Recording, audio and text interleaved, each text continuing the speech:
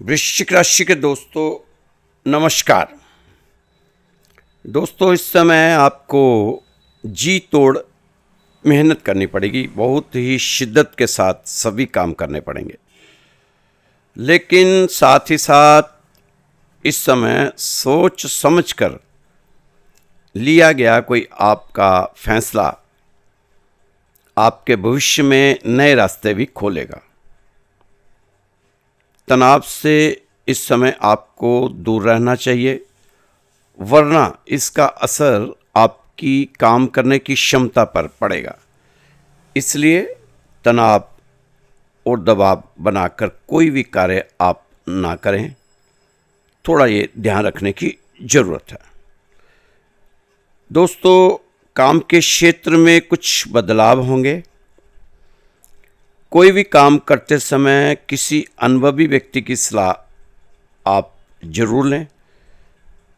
खुद लिए गए फैसले कुछ गलत हो सकते हैं, इसलिए सलाह मशवरा जरूर करें। सलाह मशवरे के साथ ही कोई काम अगर कोई नया शुरू करना चाहते हैं तो जरूर करें। इस समय किसी भी काम को उतावलापन या ज़्यादा जल्दबाजी की बजाय आराम से करने की कोशिश आपको करनी चाहिए। दूसरों की मदद करने से आपको खुशी मिलेगी, लेकिन साथ ही अपनी आर्थिक सुरक्षा का भी ध्यान रखने का प्रयास आपका रहना चाहिए। नया काम शुरू करने के लिए अच्छा समय है। इस समय मार्केटिंग और पैसा इकट्ठा करने जैसे काम पर अपना ध्यान लगाएं। लोगों से अच्छे संबंध आपके काम से जुड़े नए रास्ते खोल सकते हैं। आर्थिक स्थिति तो सामान्य ही रहेगी, लेकिन आप अपना बजट संतुलित रखने में कामयाब रहेंगे। वृश्चिक राशि के दोस्तों, इस समय आप अपनी काबिलियत पर विश्वास रखकर आगे बढ़ते जाएं। कोई रुकावट नहीं है। आप अपने अंदर अच्छी ऊर्जा महसूस करेंगे। शायद कोई देवीय शक्ति का आशीर्वाद प्राप्त हो रहा हो, ऐसा महसूस करेंगे। काम में स्टाफ और कर्मचारियों के बीच सही अनुशासन और व्यवस्था बनाए रखें। हालांकि काम से जुड़ी गतिविधियां आसानी से चलती रहेंगी। पैसों की दिक्कतें भी काफ़ी हद तक ठीक हो जाएंगी, लेकिन फिर भी आपने अपने कार्यक्षेत्र में ज़्यादा से ज़्यादा समय देने की ज़रूरत है आपको। दोस्तों, इस समय तो आप उन चीज़ों को स्वीकार करें जिन्हें आप बदल नहीं सकते, और उन चीज़ों को बदलें जिन्हें आप स्वीकार नहीं कर सकते। जिंदगी में सिर्फ समय और चुनाव मिलते हैं। दोनों का अगर सही इस्तेमाल किया जाए, आप करें। अगर आप इस समय अपने जीवन की योजना नहीं बनाते, तो संभावना है कि आप किसी अन्य की योजना में फंस सकते हैं। इसलिए जिंदगी में सिर्फ समय और चुनाव मिलते हैं। दोनों का ही सही इस्तेमाल करना आना चाहिए। ये ना हो कि आप किसी अन्य की योजना में फंस जाएं या उलझ जाएं। पल भर के आराम के लिए अपने अवसरों को बर्बाद ना ही करें तो आपके लिए अच्छा होगा। वृश्चिक राशि के दोस्तों, हमारी समस्याओं का समाधान तो केवल हमारे पास ही है। दूसरों के पास तो केवल सुझाव हैं। कुछ करने से चीज़ें अधिक स्पष्ट होती नज़र आ रही हैं, और चीज़ें अधिक स्पष्ट तभी होगी जब हम कुछ करेंगे, बजाय सिर्फ सोचते रहने के। इसलिए आप सोचते सोचते ही जिंदगी नहीं बदल सकते। आपको उठकर कुछ करना भी होगा। हमेशा चुनौतियों को स्वीकार करना चाहिए। इससे आपको सफलता भी मिलेगी, राहत भी मिलेगी और आर्थिक स्थिति भी आपकी अच्छी रहेगी। या तो शिक्षा परिवर्तन जीवन में तब होता है जब हम उन सभी चीज़ों के विरुद्ध होते हैं। ये हमारे लिए एक शिक्षा है परिवर्तन के लिए, जिन्हें हम करने के आदी हैं। दोस्तों, जितनी तेजी से आप उन चीज़ों को करेंगे जिन्हें आप टालते जाते हैं, उतनी ही तेजी से आप वे अच्छी चीज़ पाएंगे जो आप चाहते हैं। यह कुदरत का नियम है। आज कुछ ऐसा करें जिसके लिए आपका भविष्य आपको धन्यवाद कर सके।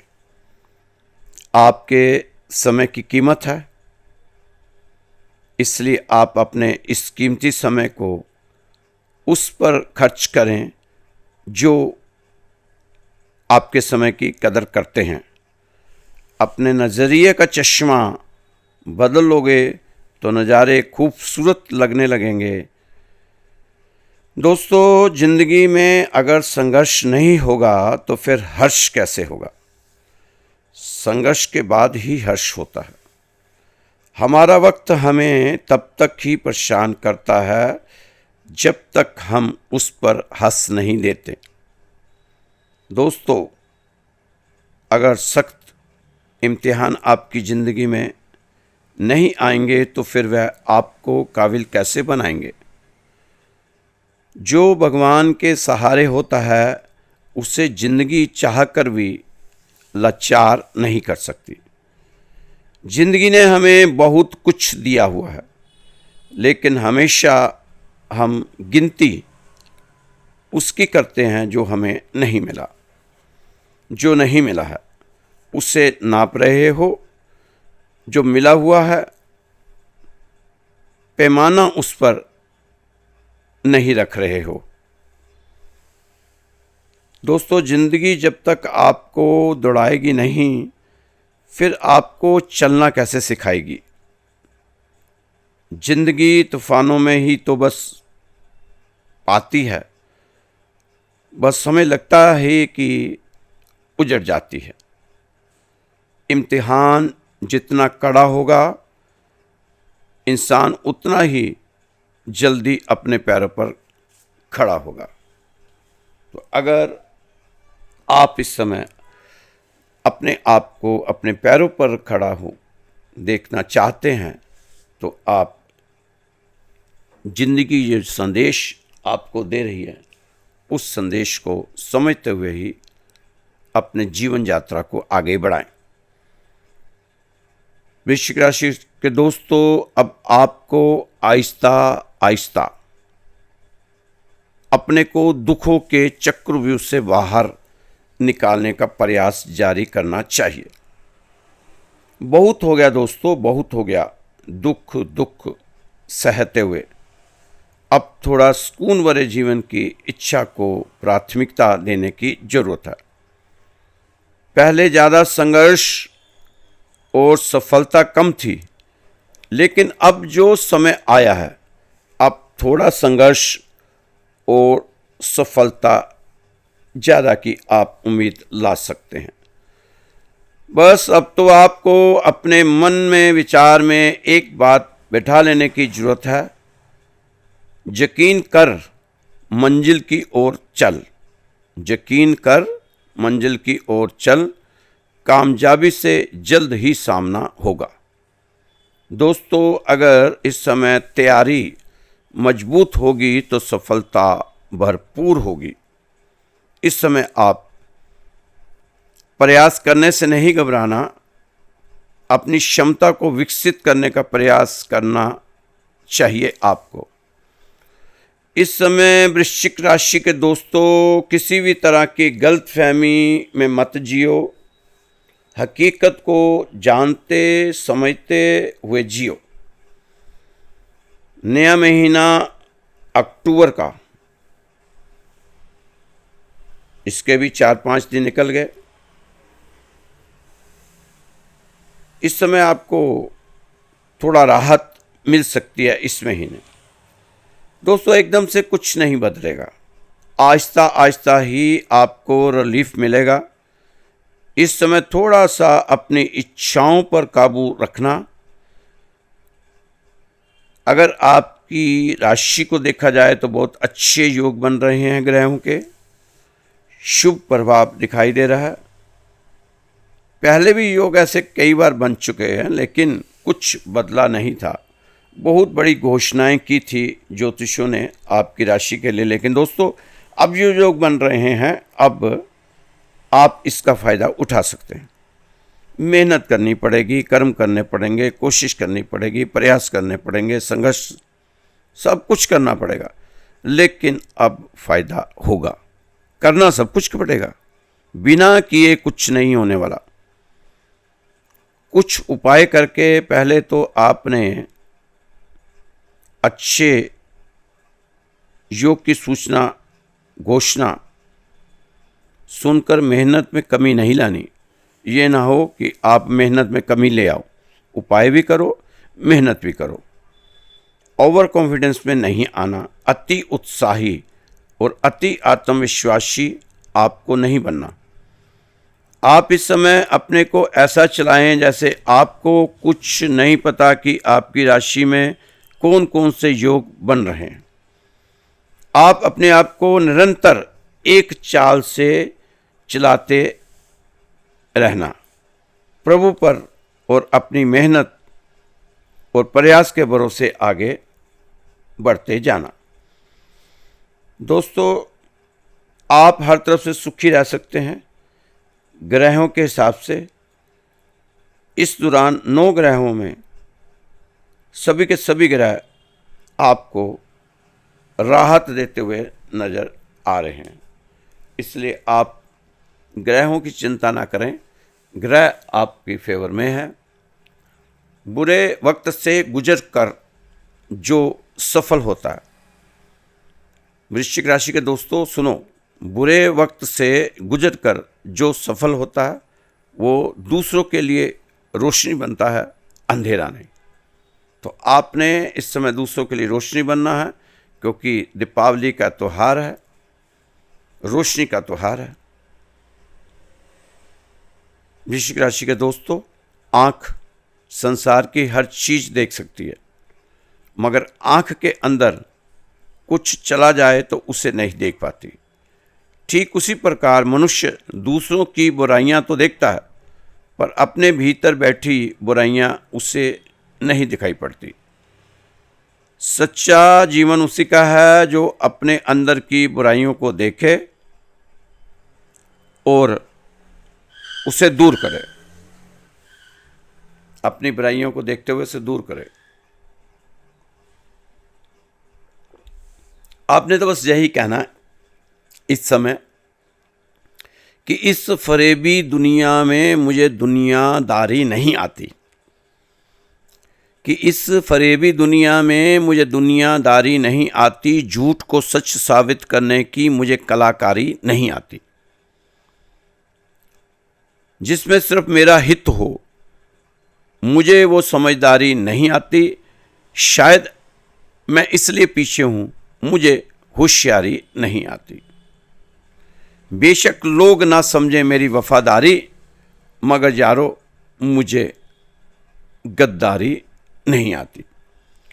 तो इस समय वृश्चिक राशि के दोस्तों, ये कहते हुए आपने आगे बढ़ना है।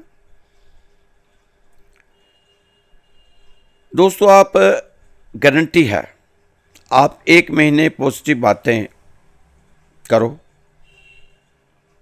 पॉजिटिव बोलो, हमेशा जब भी बोलें पॉजिटिव शब्द बोलें, देखना आपकी ज़िंदगी बदल जाएगी। लेकिन शब्दों के बारे में हमारे दिमाग में क्या डाला गया है, हमारे की बोलने से क्या होता है, बोलने से कुछ नहीं होता, और हम ये डायलॉग बाजी दुनिया में करते फिर रहे हैं कि बोलने से कुछ नहीं होता, बोलने से कुछ नहीं होता। और वही इंसान जो कह रहा है कि बोलने से कुछ नहीं होता, उससे पूछो 2 साल से अपनी परिवार के लोगों से मिलने क्यों नहीं गए, अपने माता पिता से, भाई बहनों से किसी ने मिलने क्यों नहीं गए। बोलेगा परिवार के किसी सदस्य ने मुझे ये बोल दिया था। फिर उससे पूछो कि ऑफिस में बॉस से बातचीत क्यों नहीं है। वो कहेगा एक दिन बॉस ने ऐसा बोल दिया था। फिर उससे पूछो दोस्त से बोलचाल बंद क्यों है। दोस्त ने एक दिन ऐसा बोल दिया था। सारी दुनिया से बोलने के ऊपर मुंह फुलाए घूम रहे हैं और हमें बैठकर बता रहे हैं कि बोलने से कुछ नहीं होता, बोलने से कुछ नहीं होता। तो फिर तुम किस बात के लिए नाराज हो। इसका मतलब तो यही हुआ कि बोलने से बहुत कुछ होता है। और इस धरती पर हमारे दिमाग में क्या फतूर घुमा दिए गए हैं कि बोलने से कुछ नहीं होता। नहीं दोस्तों, बार बार पॉजिटिव चीज़ को बोलें, बार बार पॉजिटिव चीज़ों को सोचें, बार बार भगवान का नाम लें। आप देखना कितना असर होगा बोलने का। क्योंकि लोगों की कथनी और करनी में बहुत फ़र्क होता है। वो कहते कुछ हैं, करते कुछ हैं, अपने पे उसको अमल में नहीं लाते। दोस्तों, एक छोटा सा प्रसंग है। एक महात्मा जी और उसका चेला जगह जगह कीर्तन करते थे, प्रवचन करते थे, सत्संग करते हुए अपना जीवन व्यतीत कर रहे थे। एक बार वो कहीं दूर सत्संग करने गए। वहाँ उन्हें बहुत कुछ मिला दान में। सत्संग के बाद चेले ने एक पोटली बांध ली और सर पर उठा लिया। सामान काफ़ी था और भारी भी था। चेला कहता गुरुजी थक गया हूँ। गुरुजी ने कहा पोटली फेंक, हमने क्या करना है, ये कपड़े गहने और धन को, हमने तो सत्संग कीर्तन ही करना है। चेला बोला क्या गुरुजी, आप तो ऐसे बोल रहे हो जैसे मैंने अपने सर पर नाग कन्या उठा रखी है। महात्मा जी ने कहा देख आज तमाशा दिखाता हूं। ये नाग, नागिन और अवगुण उठाए हुए हैं तूने। पोटली को बीच में रास्ते में रख। अब चेले ने गुरुजी का कहना मान के बीच रास्ते पे पोटली को रख दिया। दोनों पेड़ के पीछे छिप गए और देखा 3 आदमी आ रहे हैं। देखा कि रास्ते में पोटली पड़ी है, खोली, धन गहने कपड़े, आंखें खुल गई।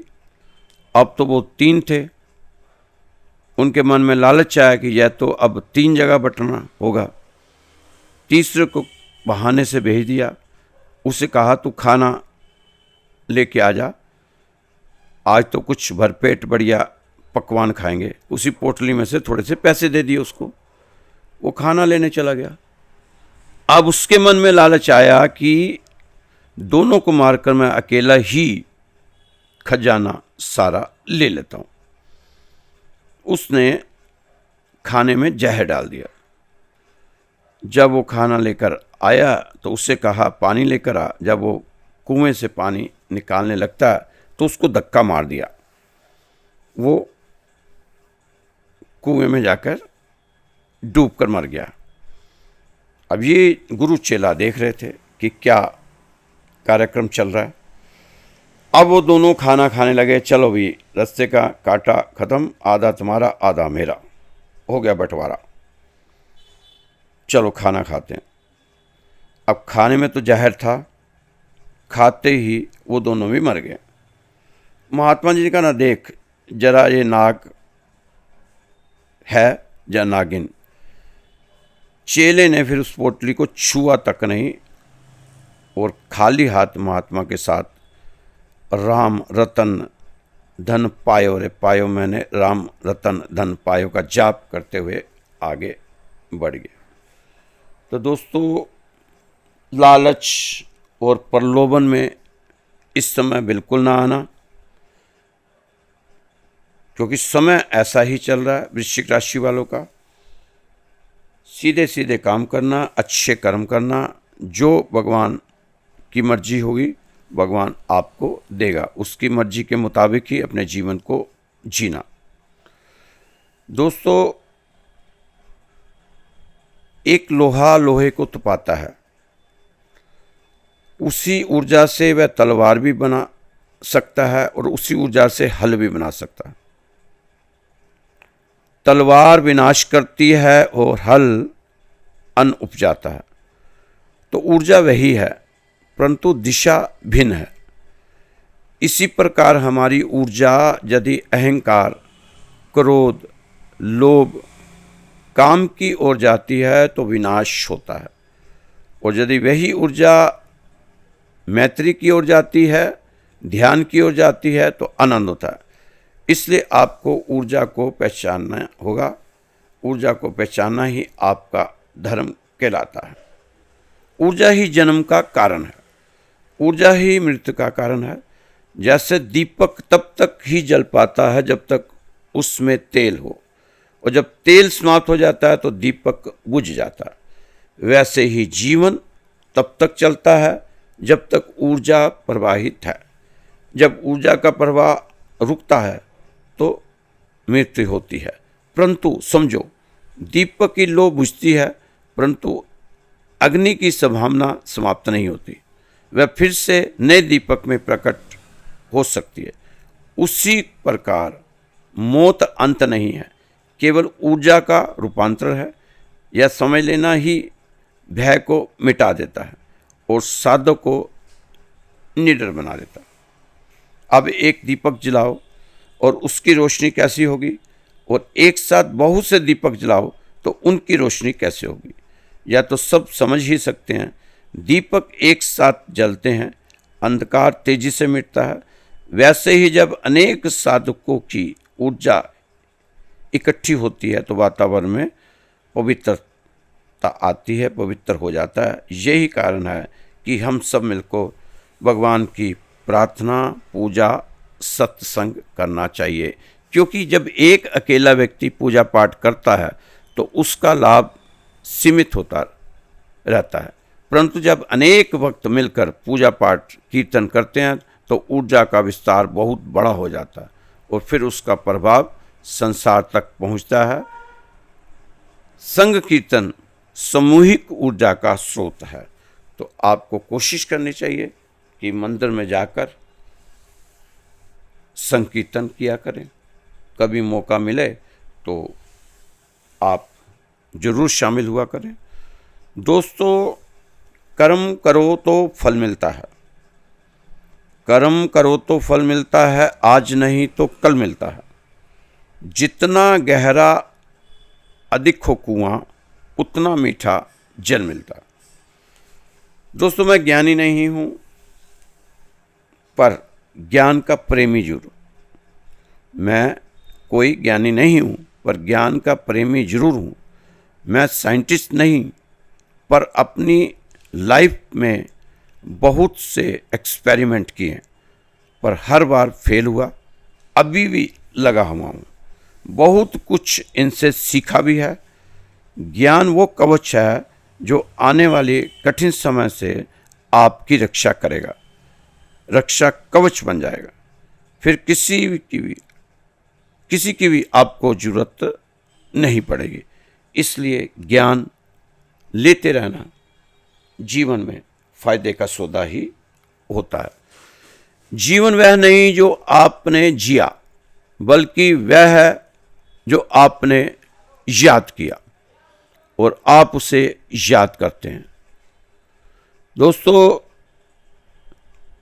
भावनाएं जिन्हें हम नहीं चुनते वह हमारे पास आती हैं।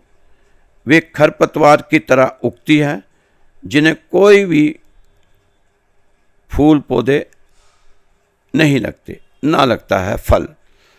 ऐसी भावनाओं को अपने से दूर करें जो भावनाएं आपको नुकसान देती हुई नज़र आ रही हैं, और अपने आप को इतना ही कहें कि जिसमें उबाल हो ऐसा खून चाहिए, जिसमें उबाल हो ऐसा खून चाहिए, जीत के खातिर ऐसा जुनून चाहिए, ये आसमान भी आएगा ज़मीन पर, बस इरादों में ऐसी गूंज होनी चाहिए।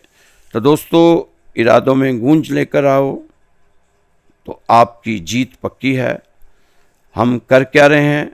अपने पालन पोषण संस्कार में और ज़मीनी स्तर की सोच और हम अपना कंफर्ट जोन में रहकर भेड़ बकरी की चाल से जी रहे हैं, जिंदगी को ढो रहे हैं। आधे से ज़्यादा लोगों को तो कर्ज वाले ही भेड़ बकरी बनाकर रखे हुए हैं, जिनसे उन्होंने कर्ज ले रखा है। वो कर्ज के बोझ के तले ही दबते जा रहे हैं। आधे से ज़्यादा लोगों को इन्होंने ही फंसा रखा है, कर्ज वालों ने। श्री कृष्ण जी कहते हैं, बारिश में नहाना आसान तो है, लेकिन रोज नहाने के लिए हम बारिश के सहारे नहीं रह सकते। इसी प्रकार भाग्य से कभी कभी चीज़ें आसानी से मिल जाती हैं, किंतु हमेशा भाग्य के भरोसे नहीं जी सकते। कठिन समय में जब हमारे मन से धीरे से आवाज़ आती है, सब अच्छा होगा, वही आवाज़ परमेश्वर की होती है। उस आवाज़ पर विश्वास करो और अपने कर्मों को करते हुए आगे बढ़ो। तो दोस्तों, यह राशिफल श्री राधे श्याम मंदिर की तरफ से आपको बताया जाता है। ये मंदिर दिल्ली में है, उत्तम नगर के पास। 17 साल पुराना मंदिर है। इस मंदिर में अरदास लगाई जाती है। उसके लिए हमें चाहिए क्या होता है? आपका नाम, आपका गोत्र और आपका स्थान। ये 3 चीज़ें हमें अरदास के लिए चाहिए होती हैं। और इस अरदास का कोई भी शुल्क नहीं है, फ्री में अरदास लगाई जाती है। कोई सामग्री नहीं देनी है आपने। आप बिना झिझक भगवान पर विश्वास करते हुए हमें अपना नाम, गोत्र और स्थान लिखकर भेजें।